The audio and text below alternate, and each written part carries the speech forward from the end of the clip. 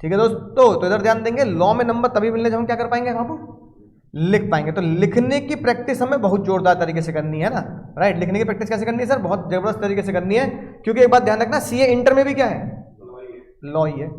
6 में से 4 लॉ है, 3 साढ़े 3, हाँ ठीक है। कंपनी लॉ तो है ही है, टैक्स भी लॉ है, जीएसटी भी लॉ है ना, अकाउंटिंग स्टैंडर्ड्स जो होते हैं ना अकाउंट्स में वो भी लॉ है, और ऑडिट एसएम पढ़ोगे वो भी लॉ है।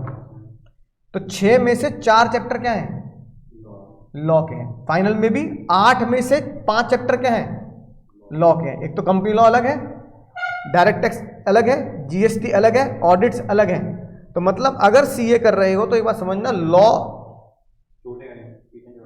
नहीं, लॉ मोहब्बत है, मोहब्बत है ना, राइट। बार बार लॉ को पढ़ के देखना पड़ेगा, जैसे होता है ना, जैसे उसका स्टेटस देखते हैं बार बार, लास्ट सीन क्या था उसका, है ना, स्टेटस क्या था। तो ऐसे लॉ को बार बार ना सोते जागते नोटिफिकेशन में देख देख के, अरे भैया उसका मैसेज आया नहीं आया, मैंने उसको क्या बोला, उसने रिप्लाई क्यों नहीं किया, ये सब क्या करते हैं, बार बार करना पड़ेगा, यानी रिपीट करना पड़ेगा, मोहब्बत बनानी पड़ेगी, तभी पास होगा मामला, वरना सब भाई सब पानी में है, सब बेकार है, फीस वगैरह मेहनत वगैरह सब बेकार है ना। तो लॉ को लिखने की प्रैक्टिस करनी है, मतलब जो पढ़ा है उसे भी लिखना है ना, और जो क्वेश्चंस आते हैं, जो मेरी बुक में भी बहुत सारे क्वेश्चंस हैं, और जो आईस है, एमटीपी आरटीवी देता, उनको भी सबको लिख के देखना पड़ेगा। एमसीक्यू होता ना तो मैं इतनी बात कहता नहीं, है ना, क्योंकि समझो और गोले भर दो। दिक्कत क्या है, लिखने में है ना, बहुत सारे बच्चों को लिखने में दिक्कत आती है। तो हम साथ साथ मैं तुम्हें क्वेश्चन क्या करूंगा, एक दो क्लास में तुम्हें क्वेश्चन लिखवाता भी जाऊंगा, कैसे हम लॉ में क्वेश्चन लिखते हैं। जैसे आज पढ़ लिया तो अगली क्लास में हम क्या ट्राई कर लेंगे, एक राइटिंग प्रैक्टिस में क्वेश्चन लिख लेंगे, देखो हमें कैसे लिखना चाहिए। तो भाई अगर कंपनी एक्ट की बात करें बाबू, अगर कंपनी एक्ट की बात करें तो कंपनी एक्ट की शुरुआत हुई इसके चक्कर में, पूरी ज्यादा किसके चक्कर में, इनके चक्कर में। पूरी पिक्चर तो दिखा नहीं पाएंगे भाई,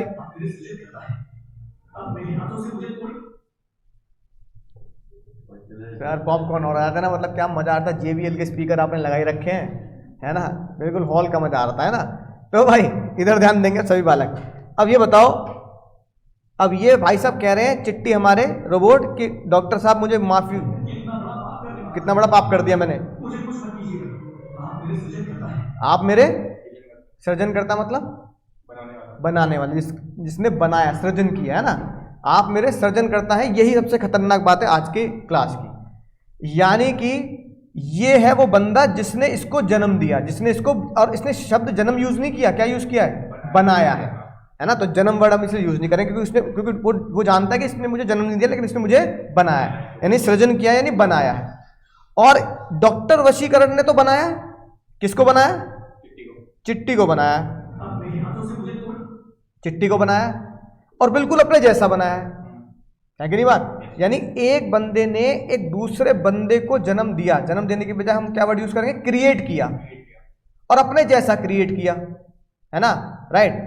और लोगों से ये बोला कि ये जो बंदा काम कर रहा है ये समझना ये मैं ही कर रहा हूं, यानी अगर मेरा रोबोट है और मैंने इसको जन्म दिया तो ये जो भी काम करेगा माना जाएगा डॉक्टर वशीकरण ने इसको क्या किया है, क्रिएट किया, और वशीकरण के ही बिहाफ पर ये काम करता है, क्योंकि वशीकरण ही से क्या करते हैं, सॉफ्टवेयर को अपडेट करते हैं और काम इसके अंदर इंस्टॉल करते हैं कि भाई तुझे ये काम करना है।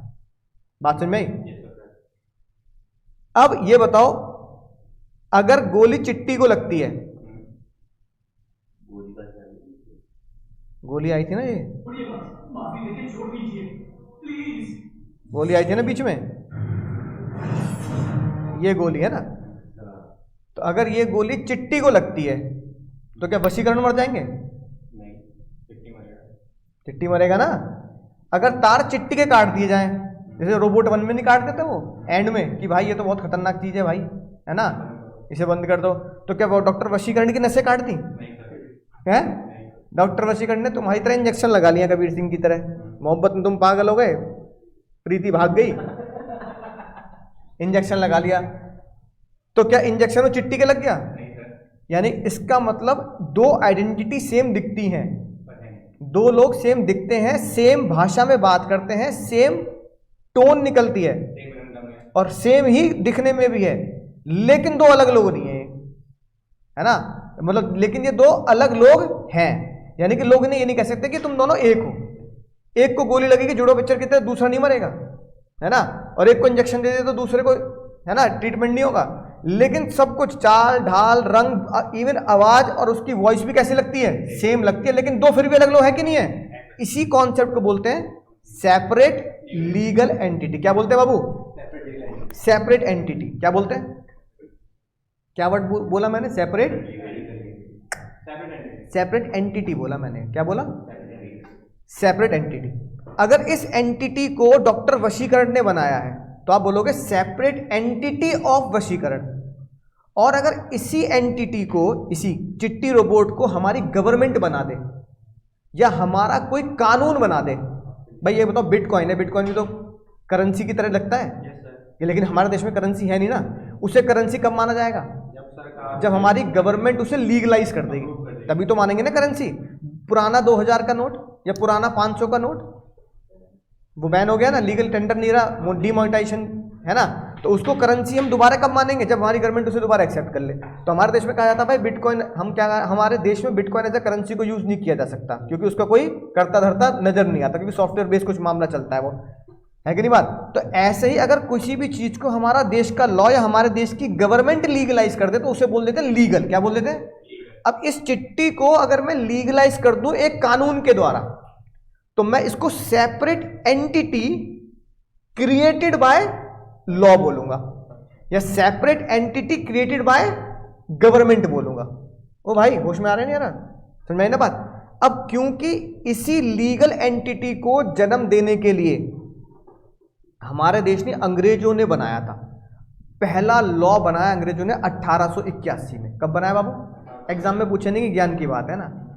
फिर उसके बाद इसको रीडिफाइन किया गया हमारे देश की आजादी के बाद 1956 में। तो इसलिए कई जगह आप देखते होंगे कंपनीज एक्ट 1956। फिर 2013 में उसकी कुछ कमियों को ठीक करने के लिए एक नया रीडिफाइन किया गया एक्ट को, उसको नाम दिया कंपनीज एक्ट 2013। तो यानी एक ऐसा लॉ बनाया गया जिसने ये इस बात को जन्म दिया कि चिट्ठी जो होगा ना वो सेपरेट होगा। चिट्ठी जो होगा वो वशीकरण नहीं होगा, क्या होगा, सेपरेट होगा। चिट्ठी जो होगा वो वशीकरण के जैसा दिखता होगा, बोलता होगा, बात करता होगा, काम भी करता होगा, है ना, राइट, लेकिन वो कैसे होगा, क्या होगा, अलग होगा, है ना। कोई बात नहीं, मैं नोट्स इसके ग्रुप पे भेज दूं, घबराओ नहीं बाबू लोग, घबराने का नहीं, है ना। नोट्स इसके ग्रुप पे चले जाएं, हो सकता है अगर किसी बुक में ना हो तो नोट्स भेज दूंगा, है ना। कैसा होगा भैया, अलग हो। फिलहाल कॉन्सेप्ट पे ध्यान दो, बातों में नहीं, है ना। अब इसको किसने बनाया, एक्ट ने बनाया, यानी एक्ट बोले तो कानून ने बनाया, देश के कानून ने बनाया। इसलिए चिट्ठी को आज के बाद हम क्या बोलेंगे, सेपरेट लीगल, बाबू एंटिटी नहीं, सेपरेट लीगल एंटिटी। इसीलिए तुम्हारे नोट्स में मैं वशीकरण, है ना, चिट्ठी को दिया गया है ना। फोटो इसलिए दिखाई, कई बार बच्चे पूछते हैं सर आपने फोटो दिखा रखी है, कुछ इसका लॉजिक तो होगा। इसका लॉजिक ये, जैसे चिट्ठी सेपरेट एंटिटी था वशीकरण का, ऐसी एक कंपनी एक लॉ की सेपरेट एंटिटी होती है। इसलिए तुमने 12th में इसको पढ़ा था, सेपरेट लीगल एंटिटी। क्या पढ़ा था, सेपरेट लीगल एंटिटी। इसका मतलब एक बात तो मैं समझ में आ गई, सिंपल डेफिनेशन क्या, कि अगर कंपनी होगी तो कंपनी क्या होगी, डेफिनेशन भी क्या होगी, यही होनी चाहिए, है ना, राइट। तो जज साहब ने बिल्कुल नशीली डेफिनेशन लिखी, नशा करके उन्होंने बहुत ही डेफिनेशन बनाई, है ना। और ये बोला company define as term company, company means incorporated, company means company incorporated under this act. पूरी दादा वाह वाह वाह, है ना, तालियां बज गई वहां। दूसरे इंजेक्शन ला के नशा करने के, वैरायटी के, है ना, ये कबीर सिंह वाला इंजेक्शन, ठीक है, ये संजू पिक्चर के संजय दत्त वाले इंजेक्शन, है ना। तो लोग, तो जज साहब ने एक अजीब सी डेफिनेशन बनाई, एज पर सेक्शन 2, है ना, sub section 20, company means a company which is incorporated under this act. Company वो होती है जो इस एक्ट में बनाई जाए। ताली बजनी चाहिए, नहीं बजनी चाहिए थी। अब सबसे खतरनाक बात है, चलो तुमने नशा करके बना तो दिए, एक भैया कहने लगे, है ना, रिलायंस वाले, अंबानी जी कहने लगे, टाटा जी कहने लगे, हमने तो नहीं बनाई इस सेक्टर में कंपनी, हमने तो, रिलायंस वाले कहने लगे हमारी कंपनी शुरू हुई 1970 के आसपास, धीरू भाई अंबानी ने बनाई, हमने तो बनाई थी, कंपनी इनकॉर्पोरेट की थी, कंपनी एक्ट 1956। तो इसका मतलब जो कंपनी एक्ट 1956 में कंपनी बनी वो हमारी कंपनी बेकार हो गई, देवा रे देवा। फिर टाटा भैया आ गए, टाटा हमारे टाटा अंकल कह रहे हैं रिलायंस तो अंबानी छोड़ो, तुम अपनी हमारी बात करो, हमने जो कंपनी बनाई, हमने कंपनी बनाई कंपनीज एक्ट 1919 के हिसाब से। लेट से अगर कंपनी 1919 में ना, या भैया टाटा जी हमारे और पुराने थे, जो कंपनी इंडिया में पहली कंपनी का एक्ट बना है ना 1881 में, है ना, हमने तो तब बनाई, तो उसका मतलब हमारी कंपनी बेकार होगी, क्योंकि हमने तो ये वाली इस एक्ट में कंपनी बनाई नहीं। तो दिल पे लगनी चाहिए, नहीं लगी बात? बोलो बाबू, दिल पे लगी कि नहीं लगी? बहुत तगड़ी दिल पे लगी बात। अब अगर दिल पे लगी, है ना, बात अगर दिल पे लगी तो क्या हुआ? एक खतरनाक वर्ड, तुच्छ सा वर्ड जोड़ दिया।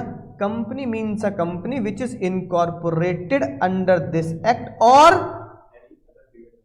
Any previous company law.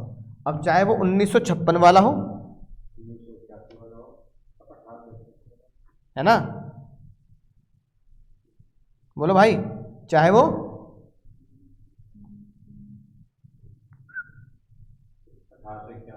चाहे वो 1919 वाला, चाहे 1956 वाला हो, लेकिन डेफिनेशन क्या है?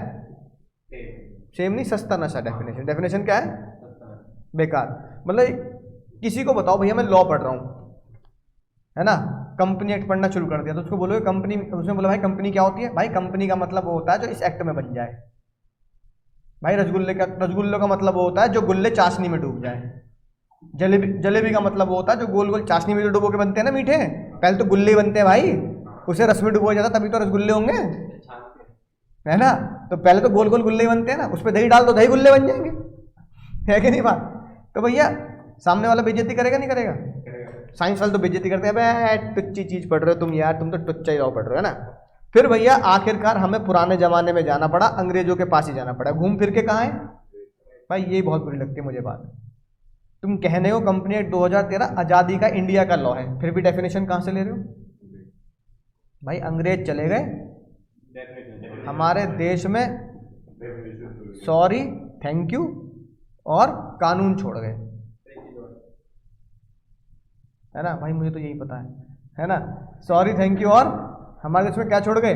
कानून छोड़ गए। अब आज भी बड़े दुख के साथ मुझे कहना पड़ता है 90% ऑफ लॉ आप अंग्रेजों का ही पढ़ते हो। अभी पढ़ेंगे ना इसके बाद पार्टनरशिप अंग्रेजों का, इसके बाद मैं तुम्हें पढ़ाऊंगा नेगोशिएबल इंस्ट्रूमेंट अंग्रेजों का, समझ रहे हो ना बात को? सेल्स ऑफ गुड्स एक्ट अंग्रेजों का, कॉन्ट्रैक्ट एक्ट सब अंग्रेजों।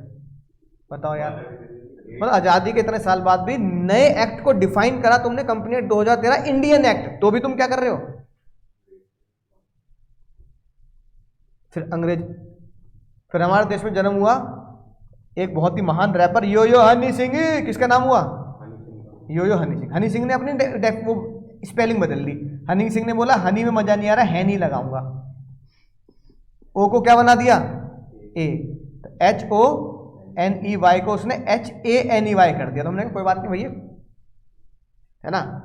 तो प्रोफेसर यो यो हनी सिंह ने हमें बोला, याद रहेगा ना प्रोफेसर का नाम, तो इसलिए बता रहा हूं ताकि तुम्हारी खोपड़ी में एग्जाम में लिख के तो याद है।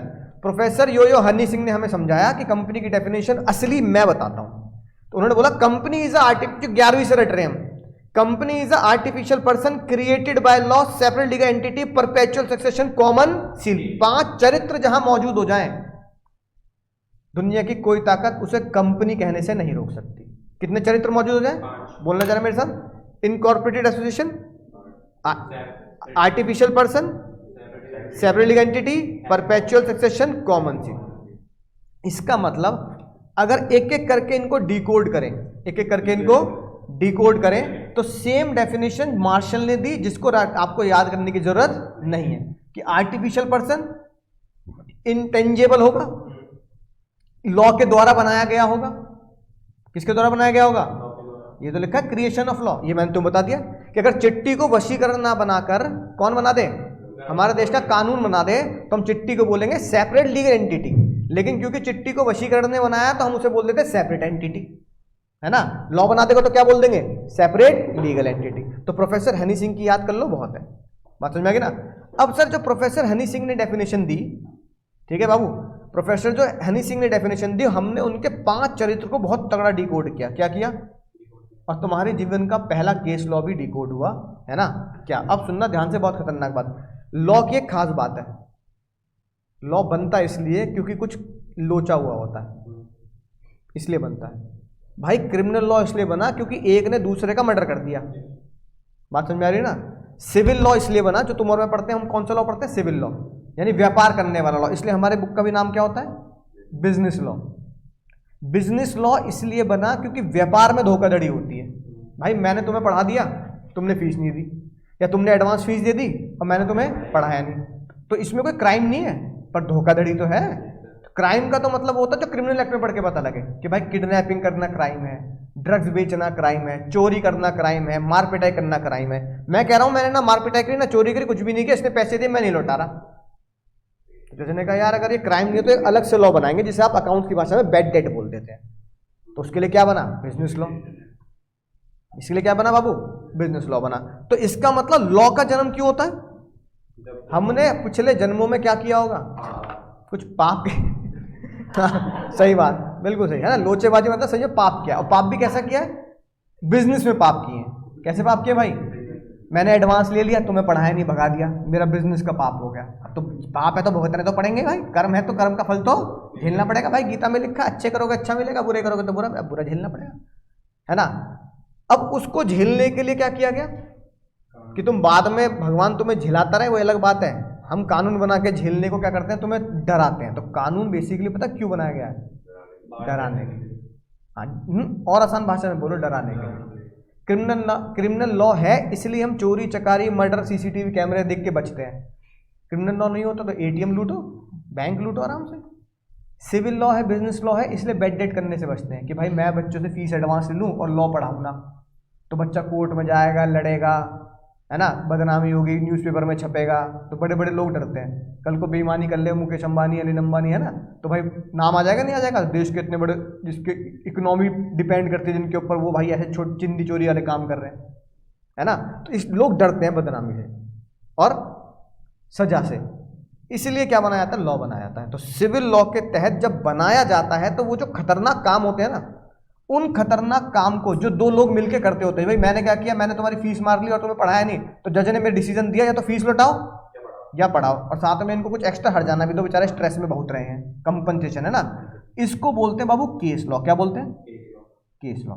तो कंपनीज एक्ट का जो पहला केस लॉ है तुम्हारे सामने, समझना बहुत ही मजेदार, मतलब तुम्हारे होश उड़ जाएंगे, तुम कहोगे सर क्या बात कह दी सर, है ना। सुनना ध्यान से, समझना कि क्यों दुनिया में ऐसा हो रहा है, जिसकी वजह से लॉ बना, या ऐसा हुआ जिसकी वजह से लॉ बना। एक भाई अंकल जी हैं जिनका नाम है, अंकल जी थे, अब तो आत्मा को ही बुलाना पड़ेगा उनकी बात करने के लिए। अब एक अंकल जी हैं, थे, सॉरी बोल दो पहले अंकल जी को, अंकल जी सॉरी, है ना, जहाँ भी आपकी आत्मा हो आपकी आत्मा को शांति मिले। इनका नाम था मैकॉरा। अंग्रेज, मैंने कहा ना यार अंग्रेज चले गए भाई, हमारे लिए लॉ छोड़ गए, भी बड़ी मुसीबत। क्या नाम था इनका? मैकॉरा। इन्होंने क्या किया, इन्होंने देखा कि अरे अंकुर सर ने बहुत बढ़िया बात बताई, भाई मैं अलग चिट्टी अलग, दिखता मेरे जैसा है, बोलता मेरे जैसा है, बात मेरे जैसी करता, रंग रूप आवाज सब मेरे जैसी, है ना, लेकिन उसको चक्कू मारो दर्द नहीं होता मुझे। इसलिए अंकल जी ने बिल्कुल अपने जैसा चिट्टी की तरह रिप्लिकेशन डुप्लीकेट जुड़वा बनाया, जिसका नाम रखा एम लिमिटेड। क्या नाम रखा भाई? डॉक्टर ने चिट्टी का नाम चिट्टी रखा ना, वशीकरण थोड़ी रखा। उन्होंने कहा भाई लोगों को ये पता रहे कि मैं अलग हूं और चिट्टी अलग है। कभी तो लगा डॉक्टर वशीकरण रोबोट, डॉक्टर वशीकरण, तो लोग कंफ्यूज हो जाएंगे। तो डॉक्टर वसी ने क्या बोला? डॉक्टर वसी ने बोला भाई चिट्टी रखना, मैं डॉक्टर वसी और ये चिट्टी।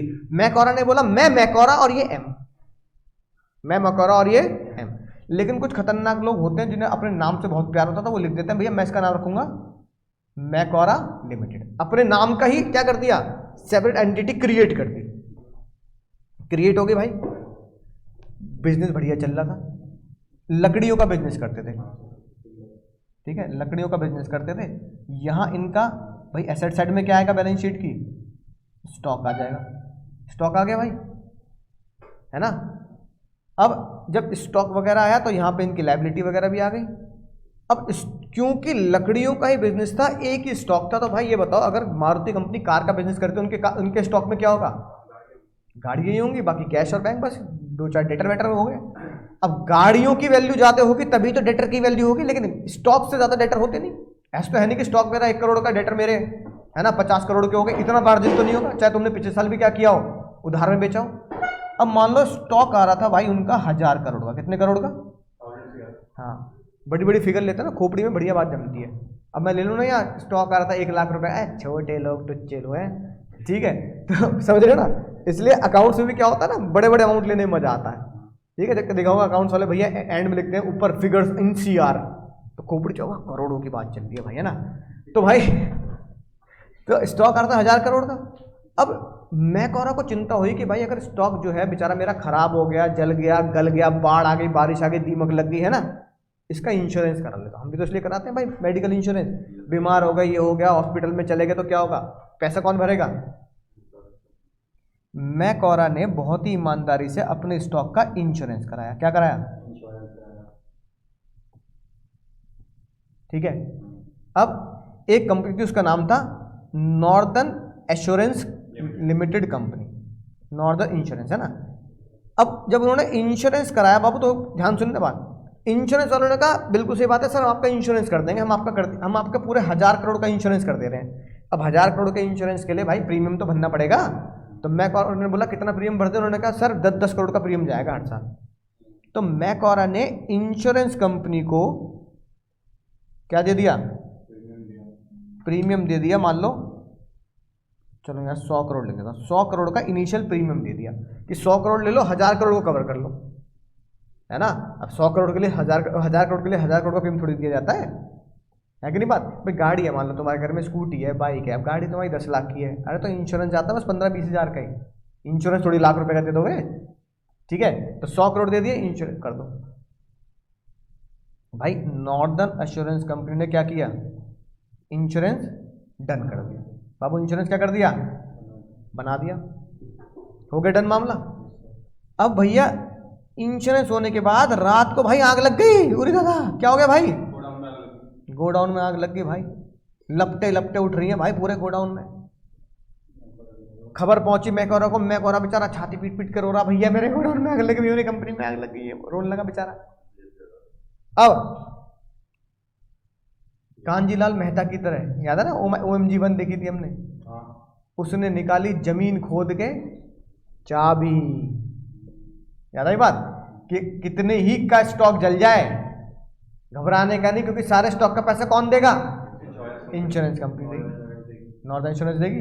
कांजीलाल मेहता की तरह बहुत खुश कि सारी बिल्डिंग गिर गई, सारी मूर्तियां खंडित हो गई, बेकार हो गई, लेकिन पैसा कौन देगा? इंश्योरेंस करा रखा है। तो नॉर्दर्न इंश्योरेंस कह रहा कोई बात नहीं, कांजीलाल मेहता की तरह मुस्कुराया वो भी, कह रहा कोई बात नहीं भाई, यहां आग लग गई, इंश्योरेंस का प्रीमियम टाइम पे जा चुका था, ठीक है ना। तो northern Assurance company will pay 1000 crore to मैकओरा, मैकओरा को देने पड़ेंगे।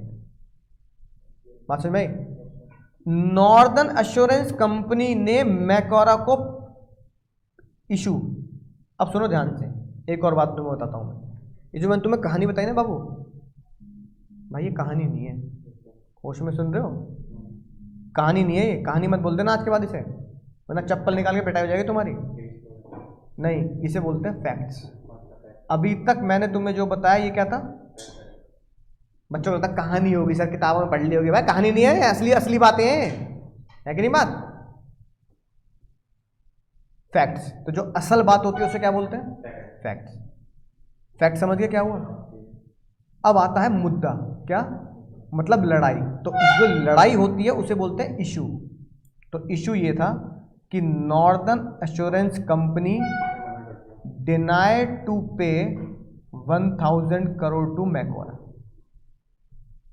And Macaura sue insurance company. Macaura ने क्या कर दिया? स्यू का मतलब होता है केस करना, मैकओरा ने केस कर दिया। तीसरा पड़ाव जो आता है ना किसी भी केस लॉ का, पहला फैक्ट को समझाया जाता है वकीलों को या सीए को कि भाई ये मुद्दा था, फिर इशू बताया जाता है वकील को कि भाई वकील साहब ऐसा ऐसा हो गया है, अब आप इतने काबिल वकील हैं, केस जिता दो। केस जिताने के लिए वकील की काबिलियत डिसाइड करती है कि कोर्ट का डिसीजन उस वकील और उस वकील के क्लाइंट के फेवर में जा रहा है या नहीं जा रहा है। अब मैकओरा का भी वकील लड़ रहा होगा, नॉर्दर्न एश्योरेंस कंपनी का भी वकील लड़ रहा होगा। मुद्दा ये आया कि मैकओरा का वकील ये कह रहा है भाई प्रीमियम ले लिया 100 करोड़ का। क्या ले लिया बाबू? प्रीमियम ले लिया 100 करोड़ का, और नालायक क्या नहीं कर रहे, पैसे नहीं दे रहे। जज साहब ने बोला अरे भैया प्रीमियम ले लिया 100 करोड़ का, 1000 करोड़ रुपए का भुगतान करना पड़ेगा। मैकॉरा के बाद बारी किसकी आई, नॉर्दर्न एश्योरेंस के वकील की। नॉर्दर्न एश्योरेंस कंपनी के वकील ने ये बोला, बाबू किसने बोला, वकील ने ये बोला कि हम पैसे देने के लिए एलिजिबल ही नहीं है। भाई खोपड़ी से लगी लोगों की, तो कहना क्या बात कर रहे हो, प्रीमियम ले लिया, हाँ प्रीमियम ले लिया था, खाते में आ रहे पैसे लीगल, खाते में लीगल पैसे आ रहे हैं, क्या दिक्कत है।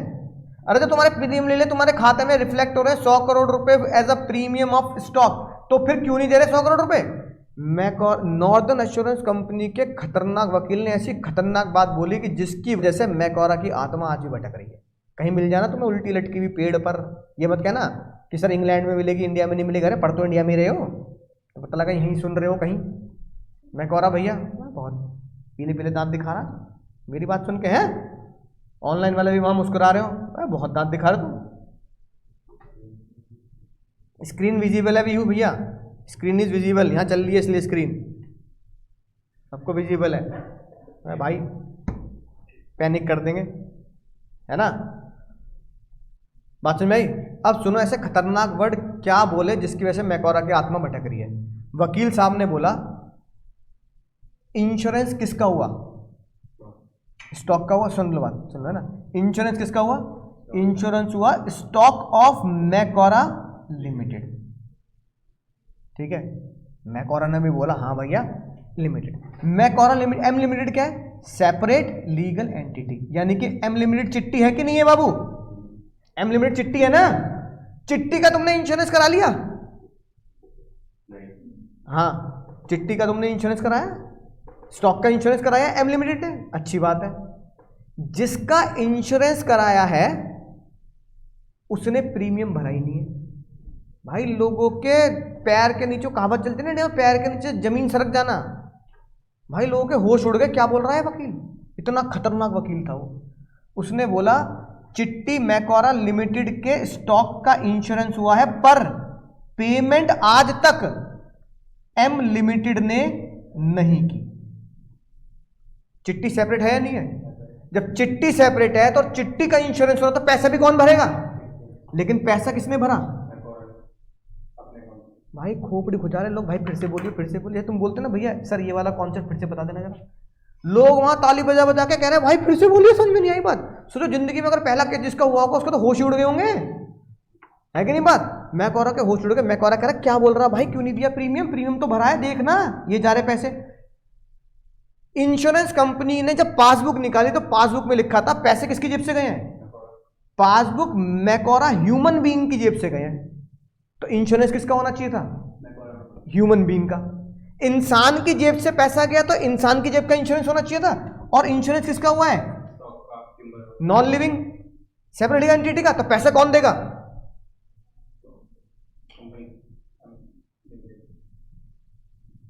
है ना।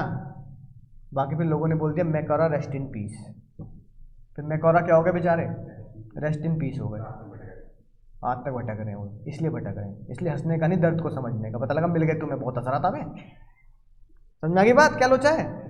इसका मतलब जज ने बहुत ही खतरनाक बात बोली जो आज तक जज ने किसी को नहीं बोली, है ना।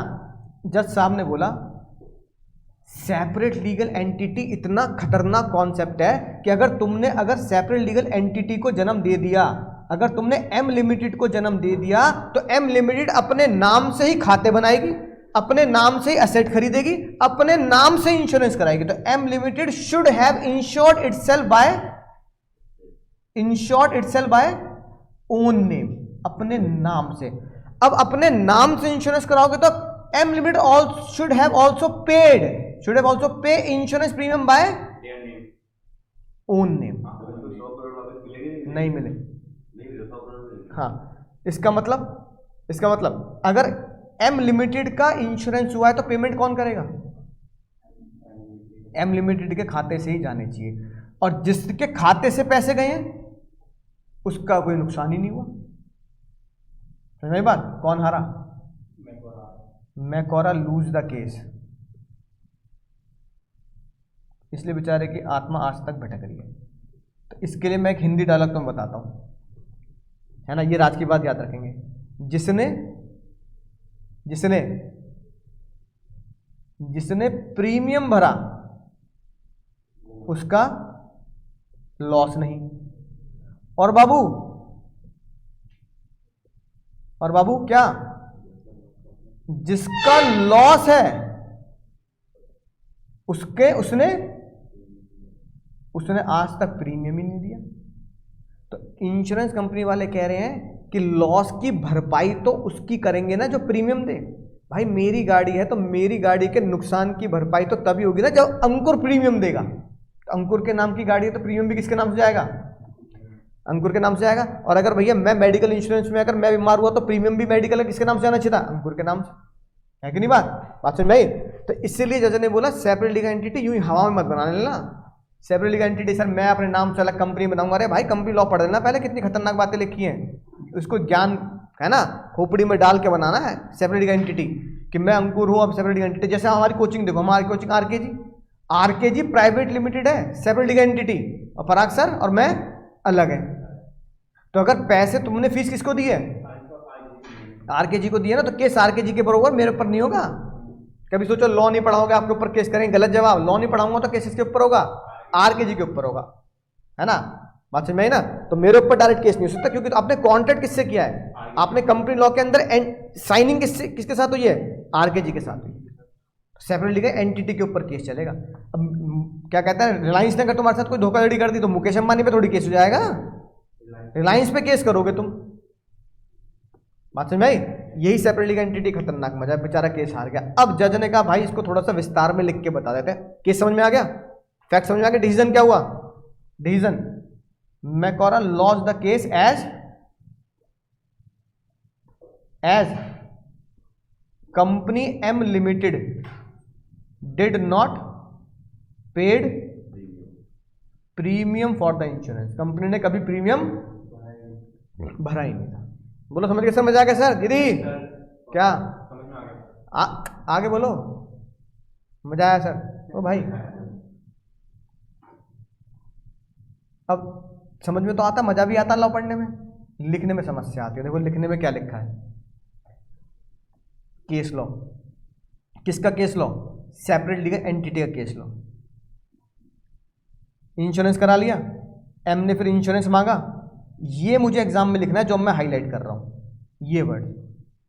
इट वॉज हेल्ड मतलब decide, it was decided the insurance company कौन बाबू, Northern Assurance, insurance company not liable to pay to Macaura as shareholder, no shareholder has any right to the property owned by the company. यानी कि मैकोरा कौन है, share holder. इधर timber और मैकोरा के पास सारी शेयर कैपिटल थी, कंप्यूटर लॉ तो मैं 12th में पढ़ते ही है ना, शेयर कैपिटल थी। मान लेते हैं 99% शेयर कैपिटल इसके पास थी, मैकोरा के पास। तो मैकोरा को क्या बोलोगे तुम आज के बाद, शेयर होल्डर। तो जज ने मैकोरा को मैकोरा नहीं बोला, जज ने मैकोरा को शेयर होल्डर बोला। फाउंडर और शेयर होल्डर एक ही बात कह दो ना, शेयर होल्डर शेयर्स होने चाहिए। तो कंपनी के शेयर होल्डर का कोई भी हिस्सा नहीं होता कंपनी की स्टॉक या एसेट्स में, बात समझ में। अगला एग्जांपल मैं बताता हूं क्यों। माल मेरे पास 100 शेयर्स हैं इंडियन ऑयल के, आईओसी के, है ना, क्योंकि मैं शेयर मार्केट में इन्वेस्ट करता हूं तो अलग अलग सेक्टर में से पैसे लगा दिए। तो मान लो चलो बेस्ट एग्जांपल ये आईओसी के, अपनी कोचिंग से 1 किलोमीटर की दूर पर इधर है ना, यहां पर आईओसी का पेट्रोल पंप है।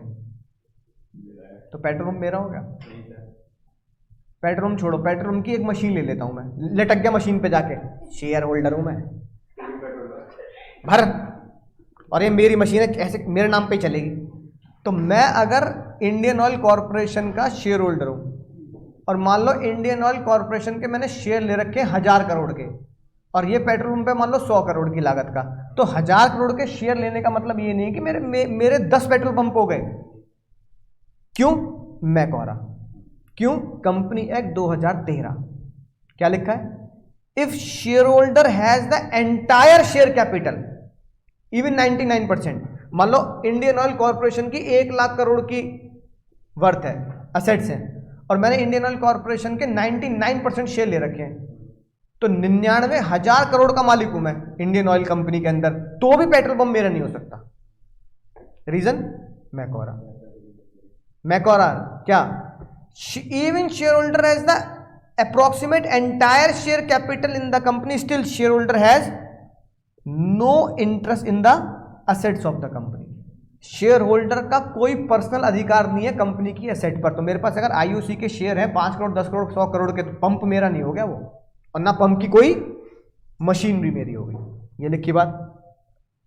No share holder has the right in the property owned by the company, क्योंकि प्रॉपर्टी किसकी है, कंपनी की, और कंपनी कौन है, सेपरेट लीगल एंटिटी। तो सेपरेट लीगल एंटिटी कंपनी है, तो प्रॉपर्टी भी किसकी होगी, कंपनी की होगी, और मैं कौन हूं, शेयर होल्डर। तो मेरा उसके जीवन में उसकी असेट्स पर कोई अधिकार नहीं है। No legal interest in them, मेरा कोई उसमें इंटरेस्ट भी नहीं होना चाहिए कि भाई इतने के शेयर होल्डरिंग मैंने ले रखे, तो क्या करूं, एक पंप पे जाके ताला लगा दूं, एक मशीन को अपने नाम पे ही चलाऊं बस। तो जज ने क्या लिखा, कंपनी को पैसे देने की जरूरत नहीं, क्योंकि शेयर होल्डर का किसी भी प्रॉपर्टी के अंदर कोई इंटरेस्ट नहीं होता, किसी प्रॉपर्टी के अंदर कोई हिस्सा नहीं होता। हेंस, यानी कि in this case since the timber was insured by the company name, M could not claim the compensation from insurance company. नहीं, प्रीमियम तुम्हारी जेब से जाना चाहिए, तुम माइनर तो ना इसलिए भर रहे हैं जब तक, या फिर उनके कॉन्ट्रैक्ट में लिखा हो कि तुम्हें एज अ बेनिफिशियरी ऐड कर देंगे, तो यहाँ नहीं होता। कंपनी तुम मिक्स नहीं कर सकते ना कंपनी लॉ को, तुम कंपनी लॉ को किसी और लॉ से कैसे मिक्स करो, इंश्योरेंस से कैसे मिक्स कर दोगे, है ना। अभी मान लो तुम्हारे पापा प्रीमियम भर रहे हैं और कह रहे प्रीमियम मैं दे रहा हूँ, लेकिन बालक बीमार होगा तो पैसे भी कौन देगा, इंश्योरेंस वाले देंगे। तो तुम्हारा भी प्रीमियम पापा के द्वारा जा रहा है, क्योंकि इंश्योरेंस एक्ट ये कहता है कि एक परिवार को अलग अलग जेब से पैसे देने की जरूरत नहीं है, you can add as a beneficiary, company act नहीं कहता। तो दो एक्ट को क्या नहीं कर सकते, दो एक्ट को मर्ज नहीं कर सकते। भाई तुम अपने भाई को अपने साथ मर्ज नहीं कर सकते, दो भाई सेम जन्म सेम माँ बाप, लेकिन टेस्ट अलग, प्रेफरेंसेस अलग, फिजिकल बॉडी अलग, है कि नहीं बात, राइट। तो वही, तुम्हें बर्गर पसंद नहीं है, मुझे पसंद है, और हम दोनों सेम ही माँ बाप के बेटे हैं, डीएनए भी सेम है हमारा, हम लड़ नहीं सकते। तो इसलिए दो एक्ट आपस में क्या नहीं हो सकते, मर्ज नहीं हो सकते, रिस्पेक्ट कर सकते कि भाई उस एक्टर ने बोला है तो उसको ध्यान में रखते हुए हम ये बोलते हैं। तो कंपनी एक्टर ने ये बोला कि भाई देखो जिसका इंश्योरेंस है पैसे कौन देगा, केस डिसाइड हो गया। अब केस डिसाइड हो गया बाबू 1925 में, और देखो आज तक जिंदा है, केस जिंदा है आज तक, क्योंकि इसको बीट करने वाला कोई केस आज तक जन्मा ही नहीं। इस केस को क्या, इस केस के बाद कंपनी एक्ट के चरित्र को क्या माना गया, सेपरेट लीगल एंटिटी। चिट्ठी मान लो बिल्कुल अलग है भाई, वो बिल्कुल अलग है, उसे चिट्ठी को तुम इंसान की तरह मानो, उसका इंश्योरेंस तो वो पैसा देगा, उसका ही बैंक अकाउंट अलग होगा, सब कुछ क्या करना पड़ेगा, अलग करना पड़ेगा, उसे बिल्कुल सेपरेट ट्रीट करना है आपको। ये लिखी बात। सबसे खतरनाक और डिस्टिंक्ट फीचर बाबू यही है ना, राइट। यूनिक करेक्टर भी यही है, क्या, सेपरेट लीगल एंटिटी। अब इतने लंबी चौड़ी बात लिखिए, जितनी याद हो जाए उतनी बढ़िया है। When company is registered it's cloth with the legal person. एक बार कंपनी को रजिस्टर कर दिया गया तो लॉ ने बोला उसको ऐसा माना जाएगा जैसे तुमने उसको कपड़े पहना के अलग इंसान का दर्जा दे दिया, लीगल पर्सनैलिटी। चिट्टी को किसने जन्म दिया, वशीकरण ने, हम मानते हैं चिट्टी को जन्म दे दिया लॉ ने, तो बिल्कुल चिट्टी को कपड़े इंसान के पहनाओ। और फिर ये कहा भी, ये कंपनी है बाबू, मीम भी बना के देता हूं तुम्हें लॉ के अंदर, बताओ जान लोगे मेरी, हैं, तुम्हें पढ़ाने के चक्कर में खोपड़ी खुजानी पड़ती कहां कहां जाके, है ना। अब अगर ये कह रहा है अपने साथ मत जोड़िए हमें, हम अलग हैं, तो ये बात किसने बोली, नहीं, कंपनी ने बोली, मैकोरा लिमिटेड ने बोली मैकोरा से, अपने साथ मत जोड़िए हमें, हम अलग है। हमारे अगर इंश्योरेंस कराया तो हमारी जेब से पैसा देना चाहिए था बाबू, तुमने अपनी जेब से काहे दे दिया है, होगी बेइज्जती मैकोरा की, पढ़े लिखे नहीं थे ना, है कि नहीं बात। इसलिए कहा गया हर एक कंपनी का राइट पावर बिल्कुल इंसानों की तरह मानी जाएगी, और वो बिल्कुल अलग होंगे अपने मेंबर से। मेंबर का मतलब होता है कंपनी लॉ में शेयर होल्डर। बाबू क्या होता है, शेयर होल्डर। कंपनी अपने नाम से प्रॉपर्टी लेगी, अपने नाम से खाता खोलेगी, अपने नाम से लोन लेगी, अपने नाम से लायबिलिटी क्रिएट करेगी, अपने नाम से इंश्योरेंस करेगी, अपने नाम से ही कॉन्ट्रैक्ट करेगी, क्योंकि तुम्हारा कॉन्ट्रैक्ट मुझसे नहीं हुआ, तुम्हारा कॉन्ट्रैक्ट आरकेजी प्राइवेट लिमिटेड से हुआ, तुम्हारा कॉन्ट्रैक्ट पराग सर से भी नहीं हुआ है। बोलो भाई, ठीक है। और जो भी कंपनी के साथ कॉन्ट्रैक्ट करेगा उनको पूरा राइट है कंपनी के ऊपर केस करने का। किसके ऊपर केस करने का? तो भुगतान कौन करेगा? कंपनी करेगी, ठीक है। भुगतान कौन करेगा? कंपनी करेगी। अच्छा, एक चीज और जो इंपॉर्टेंट है, तुम्हें नहीं लगता कि शेयर होल्डर का भी अलग मसला होता है कंपनी के साथ? क्या शेयर होल्डर कंपनी एक होते हैं, अलग होते हैं? अलग होते हैं। क्यों? मैंने अगर इंडियन ऑयल कंपनी के शेयर ले रखे हैं तो मैं सेपरेट एंटिटी हूं और कंपनी सेपरेट एंटिटी है। कंपनी के बुरे कर्मों के लिए मैं जेल चला जाऊं? कल को भाई इंडियन ऑयल ने बहुत तगड़ा फ्रॉड कर दिया तो मुझे जेल कर दोगे क्या? भाई मैं तो निवेश कर रखा है, बस उसमें इन्वेस्टमेंट कर रखा है, मैं तो डिविडेंड खाता हूं, या वैल्यू बढ़ती है शेयर की तो सोचता हूं बेच दूंगा एक दिन जाके। तो कंपनी के बुरे कामों के लिए मैं क्यों फंसू? कंपनी के गलत कामों के लिए मैं क्यों? तो कौन फंसेगा? कंपनी। और कंपनी तो क्या है? कागज है, सेपरेट एंटिटी है, सांस नहीं ले रही, तो क्या कंपनी के कागज को, कंपनी के सर्टिफिकेट को जेल में बैठा दोगे? कौन फंसता है? जो चला रहा था उसको बोलते हैं director. Director and officer of the company is liable in case of fraud done by the company. Share holder अलग है, इसलिए जज ने लिख दिया शेयर होल्डर का कॉन्ट्रैक्ट कंपनी के साथ अलग होता है। और शेयर होल्डर बेईमानी के टाइम पर कंपनी के खिलाफ क्या कर सकते हैं? केस कर सकते हैं। पैसा हमारा लग रहा है, मजे कितने ले लिए? डायरेक्टर ने, तो हम केस करेंगे एज अ शेयर होल्डर। हम सिर्फ क्या किया है? हम तो पैसा लगाया ना, बात समझ में आई ना? बोलो। इसलिए याद रखना शेयर होल्डर भी अलग एंटिटी होती है, कंपनी अलग एंटिटी होती है, क्योंकि कंपनी आर्टिफिशियल पर्सन है, इंसान तो है नहीं, पर इंसान जैसा दर्जा दिया गया है। तो जेल में कंपनी को थोड़ी बिठा दोगे, तो जेल कौन जाएगा फिर फ्रॉड में? हाँ, अगर कंपनी के ऊपर कोई फ्रॉड घोषित होता तो जो चलाने वाले और एम्प्लॉय ऑफिसर इन्वॉल्व है उन्हें जेल होगी। ये बात आप इंटर में और फाइनल में पढ़ोगे, है ना? तो मैंने तुम्हें बता दी, क्योंकि और बच्चे पूछ लेते हैं, है ना? कई बच्चे ये पूछते हैं कि सर फ्रॉड हुआ 1000 करोड़ का और मैकोरा लिमिटेड के पास थे 800 करोड़, तो 200 करोड़ कहाँ से आएंगे अब, जो धोखाधड़ी हुई है लोगों के साथ? तो 200 करोड़ मिलके कौन भरेगा? जो फ्रॉड में ऑफिसर्स और डायरेक्टर्स इन्वॉल्व थे उनको, है ना, लपेटा जाएगा। ये सब बातें तुम फाइनल में पढ़ोगे, उसमें क्या प्रोसेस होता है, ठीक है ना?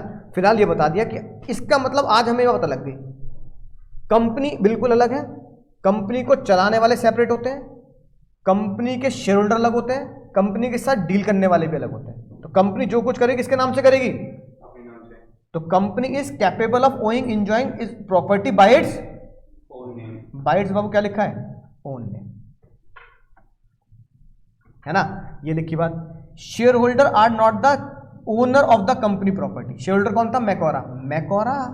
मैकोरा लिमिटेड का क्या नहीं है? मालिक नहीं है। किस सेंस में? उसकी एसेट्स की सेंस में। तो फिर ओनर क्यों होते हैं फिर हम?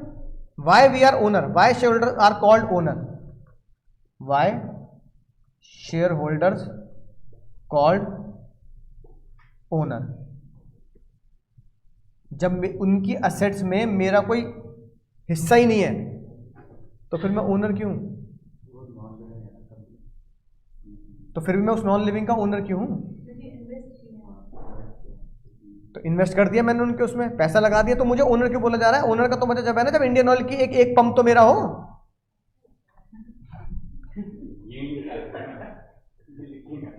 बाबू क्यों? उसके बिहाफ पर रिया दीदी ओनर पे नहीं करते, उसके बिहाफ पर डायरेक्टर पे करते हैं। ओनर तो शेयर होल्डर होते हैं ना। तो अगर इंडियन ऑयल कोई डील कर रही है, मैं तो पढ़ा रहा हूं भाई तुम्हें, director is not the owners, directors are the employees of the company. Owner तो मैं हूं इंडियन ऑयल का, चाहे मैंने इंडियन ऑयल का एक शेयर ले रखा है तो भी मैं क्या हूं? ओनर हूं। तो मुझे ओनर क्यों कहा जा रहा है जबकि मैं इंडियन ऑयल की पेट्रोल पंप से एक बूंद भी नहीं निकाल सकता शेयर होल्डिंग के नाम पर? तो फिर काहे बात का ओनर? हट, धोखा कर दिया हमारे साथ। मेरे पर रिलायंस के शेयर है ना, तो मैं रिलायंस का ओनर हो गया, पर मैं रिलायंस का रिचार्ज फ्री में नहीं कर सकता ये दिखा करके मैं रिलायंस का शेयर होल्डर हूं। हट, धोखा कर दिया हमारे साथ। शेयर होल्डर को ओनर कहा जा रहा है, क्यों? अरे नलायको, है ना, तुम्हारे जैसे बच्चे हो तो मेरे जैसे टीचर किसी दिन आत्महत्या कर ही लेगा भाई। 12वीं में तुम्हें ये बात पता लगी होगी, लेकिन तुमने उसे ढंग से पढ़ा नहीं। शेयर होल्डर्स को ओनर इसलिए कहा जाता है क्योंकि शेयर होल्डर ओनरशिप रखते हैं सिर्फ डिसीजन मेकिंग में, वोटिंग में, सिर्फ वोटिंग में ओनर होते हो आप। मेरे पास रिलायंस के शेयर हैं, रिलायंस जियो के। मुकेश अंबानी कह रहे हैं पाकिस्तान में भी जियो दन दनादन खोलेंगे। भाई हमने बोला नहीं, पाकिस्तान से कोई रिश्ते नहीं रखने, ठीक है। तो हम ऐसे नहीं बोल सकते नहीं रखने।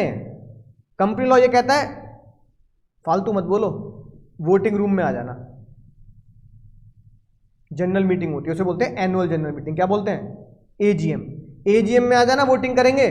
अब एजीएम की वोटिंग में 50% से ज्यादा लोगों ने बोला पाकिस्तान में खोलो, धंधा धंधा है, खोलो, प्रॉफिट आना चाहिए बस, तो खुलेगा पाकिस्तान में फिर जियो।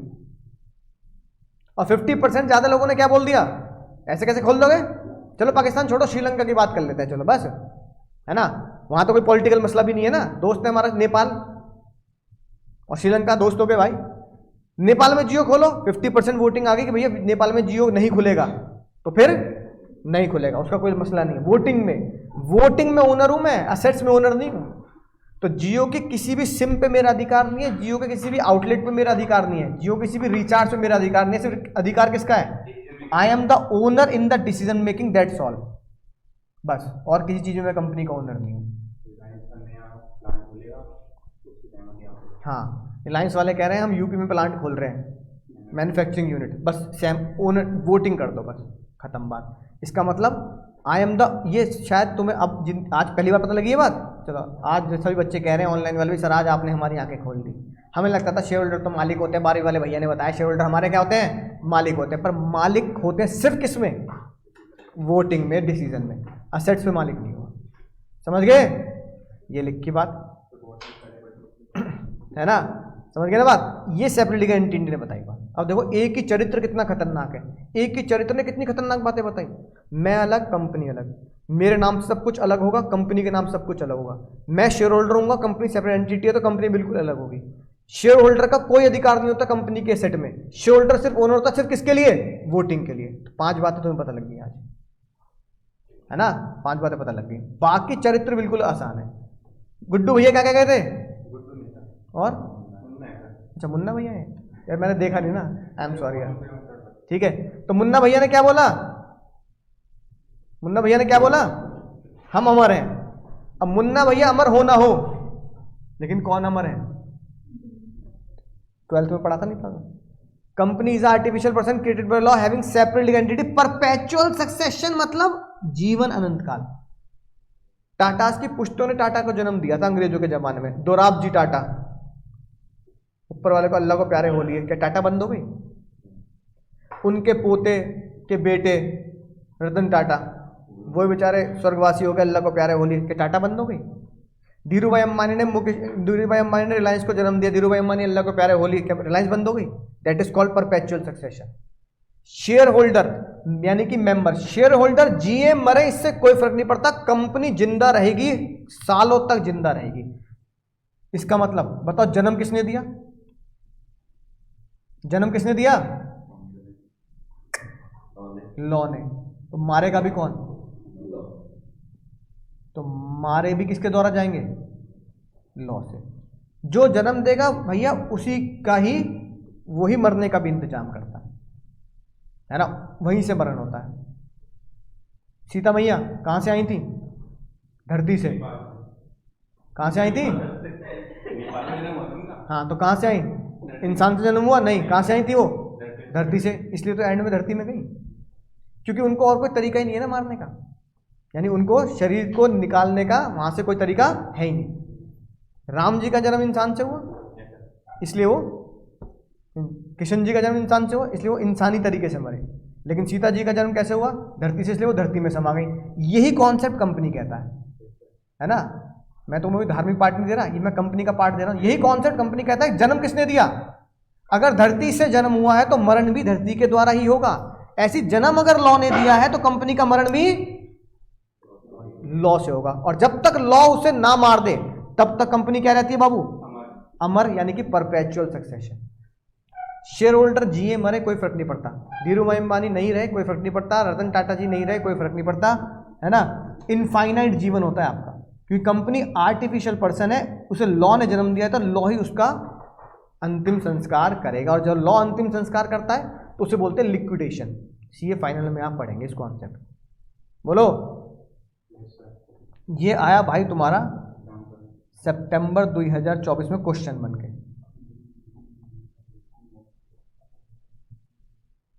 सितंबर 24 का क्वेश्चन है ना, यही क्वेश्चन था ये। देयर वॉज अ कंपनी जिसके 7 मेंबर थे, सारे के सारे निकल लिए बेचारे। इस कंपनी इज कंटिन्यूइंग और कंपनी फिनिश्ड, ऐसे कुछ करके क्वेश्चन बना रखा था, है ना। जिन्होंने अगर पेपर पढ़ा होगा या दिया होगा समझ में, यही क्वेश्चन आया था 2 नंबर में। बच्चे खोपड़े को जा रहे हैं भाई, 7 मेंबर थे, 7 शेयर होल्डर थे, 7 के 7 निकल लिए प्लेन क्रैश में, कंपनी खत्म। नहीं बाबू, कंपनी स्टिल एग्जिस्ट, पार्टनरशिप में होते तो पार्टनरशिप खत्म हो जाती है, लेकिन कंपनी अभी भी जिंदा रहती है, क्योंकि परपेचुअल सक्सेशन है। लॉ क्या करेगा, नए शेयर होल्डर खड़े कर देगा, क्योंकि पैसा किसका लग रहा है। तो फिर जब सारे शेयर होल्डर नहीं रहे तो लॉ के पास जब जाएगा काम, तो वो कंपनी को जिंदा ही मानेंगे। शेयर होल्डर है ना, कंपनी जिंदा, क्योंकि कंपनी को मारने के लिए शेयर होल्डर का मरना जरूरी नहीं है। कंपनी कहां से पैदा हुई, तो लॉ ही मारेगा। लिक्विडेशन कैसे मारेगा बाबू, हाँ, कि हम इस कंपनी को बंद करना चाहते हैं, बस वैसे। फिर कोर्ट और जज क्या करेगा, लिक्विडेटर अपॉइंट करेगा। अरे पार्टनरशिप में डिसोल्यूशन पढ़ दिए हो कि नहीं पढ़े हो, तो डिसोल्यूशन पढ़े हो ना, तो जब कोई डिसोल्यूशन पढ़े हो तो बताओ कैसे फर्म कैसे बंद होती है। रियलाइजेशन अकाउंट बनाओ, फिर बंद कर दो लीगल तरीके से, पार्टनरशिप जैसे एक्ट में लिखा है ऐसी कंपनी को बंद कर देंगे, है ना। हाँ कोई नहीं, हाँ तो कोई बात नहीं, कैसे बंद होगी बाबू, जैसे जन्म हुआ ना लॉ का वैसे, कोई बात नहीं, साइंस के भी हो तो कोई बात नहीं, समझ गए ना। लॉ से जन्म हुआ तो लॉ से ही मरण होगा, यानी कि जैसे हमने जन्म दिया वैसे ही रिवर्स प्रोसेस होगा। तो हम कोर्ट को लिख के देंगे कि हम कंपनी बंद करना चाहते हैं, बंद हो जाएगी, है ना। अगली बात, लाइबिलिटी, ये कॉन्सेप्ट याद है, ये कॉन्सेप्ट तुमने हमेशा से पढ़ा है सेपरेट लीगल एंटिटी के, क्या कहते हैं, कंपनीज एक्ट के तहत भी और पार्टनरशिप एक्ट के तहत। लिमिटेड लाइबिलिटी का मतलब समझो क्या है ना। बहुत सिंपल सी बात, साइंस वाले भैया तुम्हारे लिए बता रहा हूं मैं बात। ये कंपनी की असेट थी, ये कंपनी की लाइबिलिटी थी। मान लो इंडियन ऑयल कॉर्पोरेशन की, ये भाई अंकुर अग्रवाल उसके शेयर होल्डर हैं, जिनके पास उनके 1 करोड़ के क्या है, शेयर हैं, 1 करोड़ रुपए के शेयर हैं। फॉर एग्जाम्पल, ऐसा होना तो पॉसिबल नहीं है, लेकिन मान लेते हैं हाइपोथेटिकली आईओसी क्या हो गई, बंद हो गई। लाइबिलिटी थी 100 करोड़ की, असेट रिलाइज हुई 80 करोड़ की। कितनी लाइबिलिटी बाकी है, 20 करोड़ बाकी है, 20 करोड़ लाइबिलिटी बाकी है। अब क्या 20 करोड़ रुपए मुझे देने हैं, मतलब आईओसी से, भैया आईओसी बंद हो गई, बेचारे रो रहे, फूट फूट के रो रहे हैं। अरे भैया क्या बात है, रो क्यों रहे, सांस क्यों फूल ली है। अरे भैया आईओसी बंद हो गई, सांस तुम्हारी फूलने वाली है, मैंने मेरी क्यों फूलने वाली है भाई। सर 20 करोड़ की लाइबिलिटी है, आपको देने पड़ेंगे 20 करोड़। अब मैं 20 करोड़ दूंगा, कंपनी का नुकसान तुमने किया, चला तुम रहे हो, डायरेक्टर तुम हो, 20 करोड़ रुपए मैं दे दूं, मैं तो पढ़ाने आ रहा हूं, मैं तुम 20 करोड़ रुपए मांग रहे हो मुझसे, है ना। इसका मतलब क्या मुझे कुछ भी नहीं देना, कितने देने, नहीं, जितने रुपए के शेयर हैं। इसका मतलब 1 करोड़ रुपए जो मेरे शेयर्स हैं मैं कह दूंगा वो तुम्हारे हो गए, बस, और कुछ नहीं देना। इसका मतलब मेरी लाइबिलिटी क्या हो गई, limited. The liability of the share holder is limited up to the amount of share held by them. याद है बात, यानी समझे हिंदी में, हिंदी बोलता हूं, लाइबिलिटी शेयर होल्डर की उतनी ही रहेगी जितने रुपए के उसने शेयर्स लिए होंगे। यानी 19 करोड़ रुपए वो मुझसे वसूल नहीं सकते, इसलिए जज ने इस प्यार को नाम दिया limited liability up to share holding, up to share holding. कल को इंडियन ऑयल बंद होगी तो घर से पैसा नहीं देना, 1 करोड़ रुपए जाएंगे बस, मान लो 1 करोड़ का नुकसान हो जाएगा मेरा, बस बात समझ में आई। इसको लिखा limited liability. The liability of the company है ना depend upon the company, normally क्या होता है separate legal entity distinct person होता है, debt of the company in total do not become the debt of the, ये राज की बात है ना, जी के पीएल करेंगे, गोड के पी लेंगे, एग्जाम में लिखना जरूरी होता है, ठीक है। No case shareholder be asked to pay anything more than the unpaid value of the share, जितने तुम्हारी शेयर की वैल्यू है उससे ज्यादा कंपनी का कोई अधिकार नहीं है कि तुमसे घर से पैसा मंगा ले, ठीक है। अभी अगले लेक्चर्स में हम पढ़ेंगे, एक कंपनी होती है लिमिटेड बाय गारंटी, ठीक है ना, राइट, उसको पैसा देना होता है जितनी शेयर होल्डर ने गारंटी दी है, लेकिन कब, ये हम पढ़ेंगे आगे, चिंता मत करो। सिर्फ एक ही कंपनी होती है जिसमें लायबिलिटी शेयर होल्डर की अनलिमिटेड, यानी कि एक ही बार ऐसा हो सकता है जब मुझे 20 के 20 करोड़ देने पड़े, अगर आईयूसी क्या निकली, अनलिमिटेड कंपनी। और प्रैक्टिकली मैं तुम्हें बताऊं, इंडिया में कोई भी कंपनी अनलिमिटेड कंपनी नहीं होती, in India all companies are limited company. पागल थोड़ी हूं मैं अनलिमिटेड कंपनी पैसा लगाऊंगा, है ना भाई। तुमने कंपनी खोल ली, तुमने खोल ली अनलिमिटेड कंपनी, मैंने तुम्हारी कंपनी में ले ली 1 करोड़ के शेयर, तुम कंपनी बंद कर लो, 1 करोड़ रुपए तुम्हारे हो गए, और लॉस भी हुआ तो घर से पैसा देना पड़ेगा। अनलिमिटेड लायबिलिटी का मतलब क्या होता है, घर से पैसा देना, और लिमिटेड लायबिलिटी का मतलब क्या होता है, जितने शेयर है उतने। तो अनलिमिटेड कंपनी में तो भाई घर से जाएगा पैसा, तो पागल थोड़ी हूं, रातों रात तुम कंपनी बंद कर दोगे और मैं कहां से ले आऊं पैसा, घर बेचकर। तो इसलिए इंडिया में कोई भी कंपनी क्या नहीं होती, अनलिमिटेड नहीं होती। सिर्फ इंग्लैंड अंग्रेजों की वजह से किताबी कॉन्सेप्ट है बस ये, कि आपके पास ऑप्शन है क्या खोल लो, अनलिमिटेड। तो अनलिमिटेड कंपनी में भाई कोई शेयर होल्डर पैसा नहीं लगाएगा, घर से क्यों दूंगा मैं। शेयर होल्डर को तसल्ली ही रहती है, कल को इंडियन ऑयल बंद हो गई ना भाई, मेरे 1 करोड़ रुपए डूबेंगे। तुमने ले लिया मान लो, है ना, रिलायंस के शेयर 1 लाख के, तो तुम्हें तसल्ली है भाई कल को रिलायंस बंद हो जाए तो जेब से कितना जाएगा, 1 लाख। घर से कुछ नहीं जाने वाला, घर के बर्तन नहीं बिक रहे, जो चला गया है बस वही लौट के नहीं आएगा। अगली बात क्या है बाबू,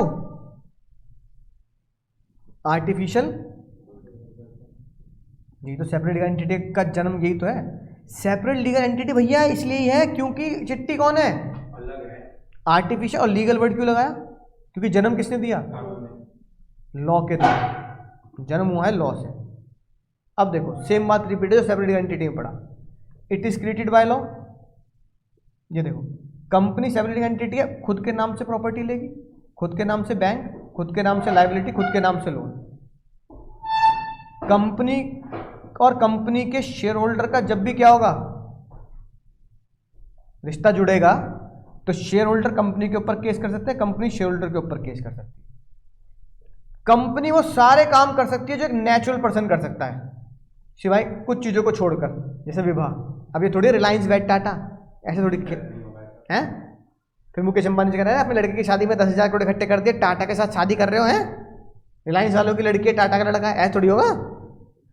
बात समझ में आई ना, ठीक है। और दूसरा वोट नहीं दे सकती कंपनी, वोट किसके लिए है, इंसानों के लिए, ठीक है।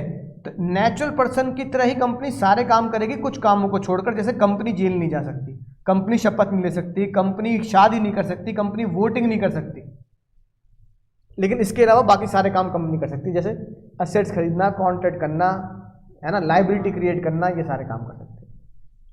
अच्छा, ये सारे काम अगर कंपनी करी तो किसके द्वारा होगा बाबू, डायरेक्टर। तो कंपनी आर्टिफिशियल पर्सन है, वो किसके नाम से काम करती है, डायरेक्टर्स के नाम से, ठीक है ना। एजेंट माना जाता है ना। तो director can either on their own through the common seal और ऑथेंटिकेट द एक्ट, यानी जब डायरेक्टर काम करेंगे तो उसको क्या देना पड़ेगा सर, कॉमन सील। अब बता दो कैसे। अब तुम आरकेजी के पास आए, RKG company, RKG private limited, private limited तो कंपनी हो गई। अब तुमने फी स्लिप बनवाई, तुमने पे किया, paid for example 40,000 for CA foundation, और तुमने मान लो कैश दे दिया, सबूत ही नहीं कोई ऑनलाइन ट्रांजैक्शन का, मान लो कुछ बच्चे कैश दे देते हैं। अब ये बताओ ये कैसे प्रूफ होगा कि तुमने कैश में पेमेंट की आरकेजी को। तो आरकेजी जो तुम्हें फी स्लिप देगी उस पे एक तो साइन होंगे मैम के, तो मान लो भाई प्रियंका मैम है, प्रियंका मैम ने साइन कर दिए, या मान लो पराग गुप्ता सर ने साइन कर दिए। तुमने डील किससे करी, आरकेजी से, साइन किसके हो रहे हैं, ये तो गड़बड़ है। और आरकेजी ने तुम्हें धोखा दिया, तो तुम पराग सर के ऊपर थोड़ी केस कर सकते हो, पराग सर फिर मैं और ले आएंगे, समझ गया ना, मैं अलग और तो कंपनी ने अगर तुम्हें धोखा दिया तो केस भी किस पे करेगा? कंपनी पे करेगा। पराग गुप्ता पे कैसे केस कर रहे हो? दिमाग चला लेंगे सर। अब तुम कहोगे यार ये तो गड़बड़ हो गई, पैसे दिए कंपनी को और लड़ रहे हैं पराग सर से, तो गड़बड़ होगी बात। अब इस पर्ची पे ये कैसे पता लगेगा कि ये पराग सर के साइन नहीं है, ये आरके जी के साइन है?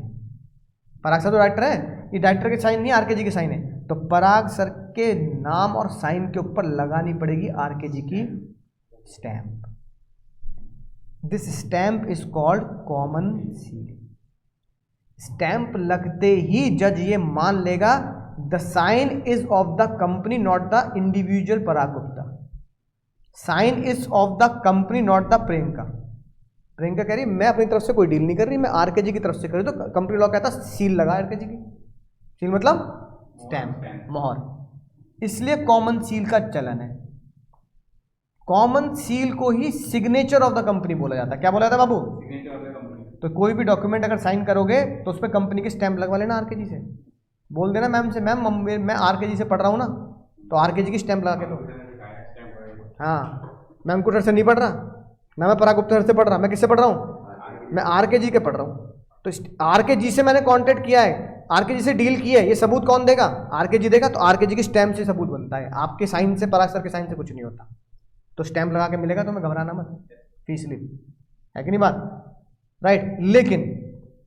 लेकिन कंपनी एक्ट 2015 के एक रूल ने ये बोला स्टैंप की जरूरत नहीं है। अगर आप एक काम कर दो, क्या? या तो कोई दो डायरेक्टर साइन कर दें। कौन साइन कर दे? दो डायरेक्टर। या तो दो कंपनी के डायरेक्टर साइन कर दें। तो दो डायरेक्टर अगर साइन करेंगे तो माना जाएगा कंपनी के साइन है। अब मान लो जैसे आरके जी के एक डायरेक्टर हो गए पराग गुप्ता सर, मान लो एक मैं हो गए लेट से, तो अगर कंपनी के दो डायरेक्टर ने साइन कर दिए तो स्टैंप की जरूरत नहीं है। जब तुम कोर्ट में जाओगे ना तो जज ये मान के बैठेगा signature of two director equal to common seal. अब या फिर दो डायरेक्टर नहीं पाए जा रहे तो एक काम करो, एक तो डायरेक्टर के साइन करा दो पराग गुप्ता सर के, साथ में एक कंपनी सेक्रेटरी जो है ना, कंपनी का जो कंपनी सेक्रेटरी है ना, उनके साइन करो। मतलब अली सर निकले कंपनी के सेक्रेटरी, है ना, कंपनी सेक्रेटरी, तो इनके साइन करा दो। तो अगर एक डायरेक्टर और एक कंपनी सेक्रेटरी साइन करते तो माना जाएगा कॉमन सील लग गई, ठप्पा बनवाने की जरूरत नहीं है। या फिर मैं और पराग सर दो आरके जी के डायरेक्टर क्या कर दें, साइन कर दें, तो माना जाएगा ठप्पा लग गया, कंपनी की स्टैंपिंग हो गई, अलग से स्टैंप लगाने की जरूरत नहीं है। लेकिन भाई अगर पराग सर एक ही साइन कर रहे हैं या ऑफिस में मैडम साइन कर रही हैं तो ठप्पा लगवा लेना भाई। फिर वो डील तुम्हारी कंपनी आरकेजी प्राइवेट लिमिटेड से तब मानी जाएगी जब आरकेजी प्राइवेट लिमिटेड का क्या लगा होगा, स्टैंप लगे, क्योंकि stamping is the signature of the company. Deal उनके एम्प्लॉय डायरेक्टर के द्वारा हुई है, वो अलग मैटर। बोलो भाई, बोलो समझ गए सर? मजा आया सर? दीदी क्या क्या नहीं आगे बोलो, क्या बोलना आगे? मजा आया? खोपड़ी चली कि नहीं चली? बोलो मजा आया सर? ठीक है, तो लॉ पढ़ने का यही मजा है। लॉ पढ़ने का मजा है, इनमें से एक भी बात कहानी नहीं है, इनमें से एक भी बात ये भी एग्जाम्पल लिखा है पर ये केस है कि एक कंपनी के साथ प्लेन क्रैश में बेचारे जा रहे होंगे कहीं घूमने फिरने, सारे के सारे निकल लिए बेचारे। जज ने बोला कंपनी का जन्म कैसे हुआ, तो मरी भी कैसे? शेयर होल्डर के मरने से कंपनी नहीं मरती, है ना। सीता माता धरती से आई तो धरती में ही समाएंगी वो, और किसी तरीके से उनकी मृत्यु नहीं हुई थी। सेम कॉन्सेप्ट है, लॉ से जन्मा तो लॉ से ही खत्म होना पड़ेगा, याद रहेगी बात। और आज का सबसे भयंकर केस जो तुमने पढ़ा वो क्या पढ़ा? मैकॉरा वर्सेस एश्योरेंस कंपनी, ठीक है, राइट। तो समरी नोट्स मैं भेजूंगा, चिंता मत करो, ठीक है ना। तो आज कल में मैं तुम्हें क्या भेज दूंगा, हालांकि वैसे मैं प्रेफर करता हूं कि समरी नोट्स जो हैं तुम्हें खुद बनाने चाहिए। खुद बनाना चाहिए का मतलब ये होता है कि सर मेरे को पता होना चाहिए कि मैंने कॉन्सेप्ट समझ लिया नहीं समझ लिया, है ना, राइट। कि भाई मुझे ये मैकॉरा वाली बात, आर्टिफिशियल लीगल पर्सन, ये सारी बात समझ में आई कि नहीं आई। लेकिन फिर भी कंपनीज एक्ट की मैं भेज दूंगा तुम्हें, तो उसको पढ़ के तुम्हें पता लगेगा कि शॉर्ट में नोट्स कैसे बनाने हैं एग्जाम में रिवाइज करने के लिए। भाई कंपनी एक्ट मान लो 50 पेज का है, तो ये मेरा 5-6 पेज में खत्म हो जाना चाहिए कि मैं एग्जाम से पहले खोलूंगा तो 10 घंटे थोड़ी लगाऊंगा कंपनी में, 3 घंटे में खत्म करना है मुझे। 3 घंटे के लिए मेरे पास एक समरी नोट्स होनी चाहिए बिल्कुल कॉन्सेप्ट वाइज कि ये रिवाइज किया खत्म, मतलब मैकौरा 1-2 लाइन में खत्म कि कंपनी सेपरेट पर्सन होती है, इंश्योरेंस भी करती है, अकाउंट्स भी बनाती है, लाइबिलिटी खुद क्रिएट करती है, सारी बातें, आर्टिफिशियल पर्सन, लिमिटेड लाइबिलिटी, सारी बातें क्या लिखनी है तुम्हें शॉर्ट में लिखनी है। लेकिन याद कहाँ से करना है शॉर्ट में, तो रिवीजन होगा कि ये कॉन्सेप्ट्स हैं कंपनी लॉ में, याद कहाँ से करना है, याद अपनी रंग बिरंगी किताब से करना है। तुम्हारे जीवन में कलर भरने के लिए मैंने रंगीन किताब दी है, ठीक है, इसको यहाँ इसी किताब से याद कर लो, कोई दिक्कत नहीं है, अपनी इसी बुक से याद करने का है, राइट, और एग्जाम में ढंग से लिख के आने का है। बोलो समझ के सर, मजा आया सर? तो चलो अगली क्लास में मिलेंगे, tata bye bye, take care, good night, पढ़ते रहिए, सीखते रहिए, आगे बढ़ते रहिए।